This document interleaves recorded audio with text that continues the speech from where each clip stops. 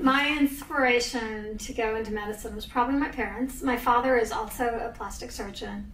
And I didn't want to go into medicine, nor did I want to be a plastic surgeon just because my dad was. But my parents were always adamant that I had to have an education so that I could be able to provide for myself and not be dependent upon a husband or a man to provide for me. For some reason or the other, I decided I wanted to go into medical school, and I became interested in women's health. And then in medical school, when I did the rotations, I liked the reconstructive aspect of plastic surgery, and so that's how I ended up doing it. And, you know, coincidentally, my dad's a plastic surgeon too, so he and I are in practice together. From a plastic surgical standpoint, I do a lot of reconstructions. I'd say about 50% of what I do is breast reconstruction after cancer, and then about the other 50% of what I do is cosmetic or aesthetic surgery, like facelifts, breast augmentations, tummy tucks. When I was a medical student, I found that plastic surgery was the only specialty where we were able to create something. And, you know, when you're a general surgeon, if you have appendicitis, you take out the appendix, or you take out the colon. You're always taking stuff out.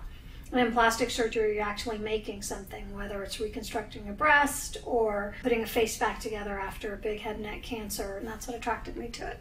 I had a patient, and we did a breast reduction on her, and she came in and said that she saw a friend of hers whom she hadn't seen in a long time, and her friend looked at her and said, "You look proportional." So that was a good thing. Where, like, I had another patient who was a young woman in her 30s who had breast cancer and had bilateral mastectomies, and for her, she said she never let her husband look at her without her t-shirt on because she did not want him to see her without anything. So she was embarrassed about it. So after her reconstruction, it was like she was so proud about it. What drives me is to do the best that I can for my patients, to have a good life at home with the family and the people I care about.